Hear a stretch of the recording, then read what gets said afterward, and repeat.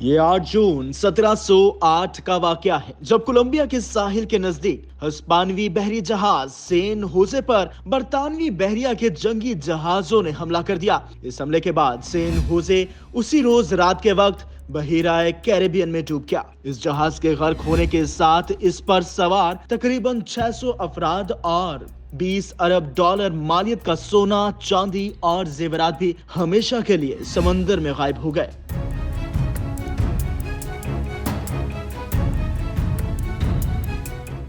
सदियों तक लोग सैन होजे के साथ गर्क होने वाले खजाने की तलाश में लगे रहे, लेकिन किसी को कामयाबी ना मिल सकी और रफ्ता रफ्ता ये समंदर की तह में छुपा एक राज बन गया। इस जहाज के गर्क होने के 205 साल बाद बिलाखिर सन 2015 में इस जहाज का भेद उस वक्त खुलना शुरू हुआ जब कोलंबिया की हुकूमत ने ऐलान किया कि उन्होंने समंदर की गहराइयों में इस जहाज का मलबा तलाश कर लिया है। सैन होजे मई 1708 के आखिर में पनामा की बंदरगाह पोर्टोलियो से रवाना हुआ था। ये हिस्पानवी जेरे कंट्रोल इलाके पेरू से निकाले गए सोने, चांदी और कीमती पत्थरों से लदा हुआ था।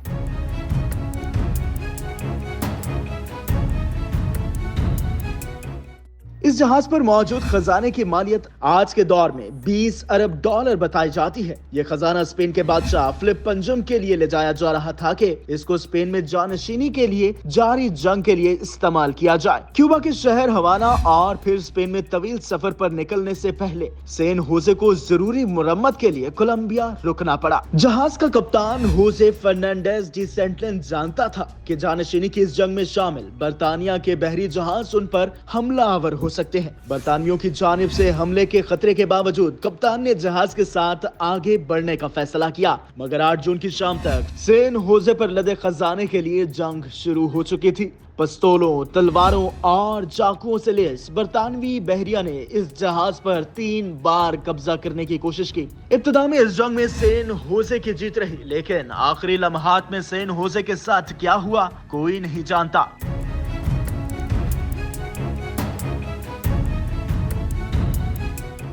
ऐन मुमकिन है कि जहाज के मुसाफिरों ने कप्तान के खिलाफ बगावत कर दी हो, क्योंकि बेशतर मुसाफिर आम शहरी थे और वो किसी के मातहत नहीं थे। 27 नवंबर 2015 को अमेरिकी कंपनी वुड्स होल ओशियनोग्राफिक इंस्टीट्यूशन के रोबोटिक आबदोज रेमस 6000 ने सैन होजे को बाज़ाब्ता तौर पर और पहली दफा समंदर की गहराई में दरियाफ्त किया। तकरीबन 4 मीटर लंबी ये रोबोटिक आबदोज समंदर की सतह के नीचे 6 किलोमीटर तक जा सकती है। ये सैन होजे से सिर्फ 9 मीटर के फासले तक पहुंचने में कामयाब रही और वहीं से इसने डूबे हुए जहाज की और इस पर मौजूद कांसे की तोपों की तस्वीर ली। इस जहाज पर मौजूद इन मुनफरिद तोपों की बदौलत मुहक्किकीन सैन होजे को पहचानने में कामयाब रहे।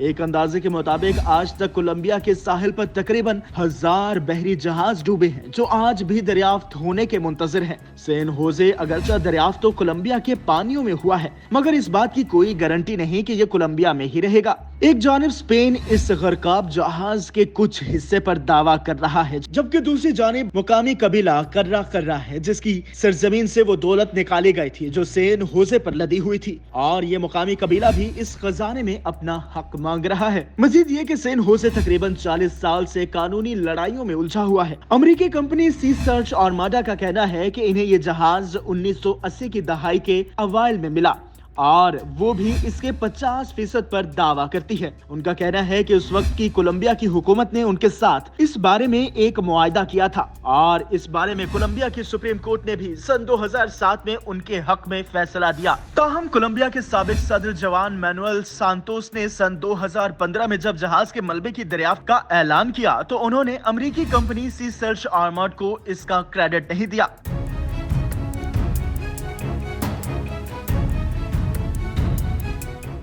कोलंबिया के नायब सदर मार्टा लोसियारा ने जून में एक बयान में कहा कि सी सर्च आर्माड का सैन होजे या इसके मलबे पर कोई हक नहीं, क्योंकि जिस जगह की निशानदही उन्होंने की थी वो सैन होजे के असल मुकाम से मेल नहीं खाती। यह मुकदमा अभी तक कोलंबिया की आला अदालत में जेर समाअत है। 2015 में सैन होजे की बाकायदा दरियाफ्त के बाद कहा जा रहा था कोलंबिया की हुकूमत खजाने को निकालने के लिए निजी कंपनी के साथ शराकत दारी करने जा रही है। माहिरीन को खदशा था कि ऐसा करने से सैन होजे का मलबा तकसीम हो सकता है और वो चीजें जिनकी सकाफती विरसे के तहत दर्जा बंदी नहीं हुई है वो किसी निजी कंपनी को जा सकती है।